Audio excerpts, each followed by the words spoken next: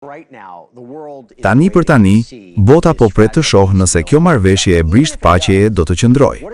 Por edhe nëse ndodh, çfarë do të thotë kjo për Iranin muaj apo edhe vite më vonë, veçanërisht nëse po kjo qeveri është në pushtet? Kjo është në thelb ajo për të cilën kemi folur.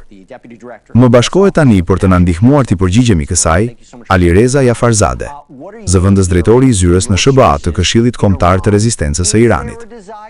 Faleminderit shumë që gjetët kohën. Çfarë po dëgjoni nga burimet tuaja në Iran? A ka dëshirë për ndryshim regjimi në këtë pikë?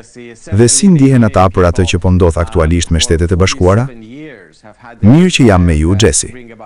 Sigurisht, populli iranian ka 47 vjet që dëshiron të sjellë ndryshim në Iran, siç është parë në kryengritjet e tyre masive që nga viti 2017.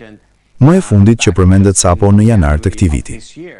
Interesante është se ekziston një forcë e organizuar klandestine.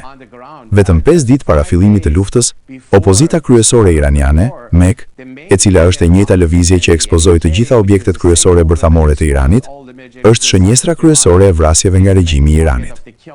Ata ndërmorën një sulm të madh në selinë e udhëheqësit suprem Ali Khamenei, duke shkaktuar viktima në radhët e Gardës Revolucionare. Kishte 258 antarë të kësaj lëvizjeje të përfshirë në atë sulm, dhe 150 prej tyre arritën të largoheshin të sigurt nga vendi i ngjarjes, duke treguar se dëshira për ndryshim ekziston, por edhe duke treguar aftësinë dhe vullnetin. Sistemi mbetet po ai. Ndoshta njerëzit ndryshojnë, por ai funksionon mbi të njëjtin aparat. Megjithse sigurisht tani është shumë i dobët. Pra, edhe një herë, me 40 sekonda të mbetura, çfarë mund të bëjnë më shumë Shtetet e Bashkuara për t'i fuqizuar këta njerëz që ta rimarrin vendin?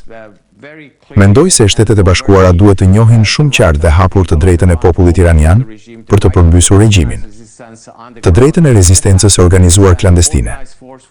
Faktin që ekziston një forcë e organizuar prej 47 vitesh që e lufton atë, jo vetëm në terren, por edhe duke planifikuar të ardhmen. Siç e dini, udhëheqësja e lëvizjes është një grua, zonja Mariam Rajavi. Ajo prezantoi thirrjen për qeverinë e përkohshme, që u krijua për zgjedhje të lira dhe të ndershme pas rënies Ajatullahve, e cila do të çonte në formimin e një asambleje kushtetuese kombëtare,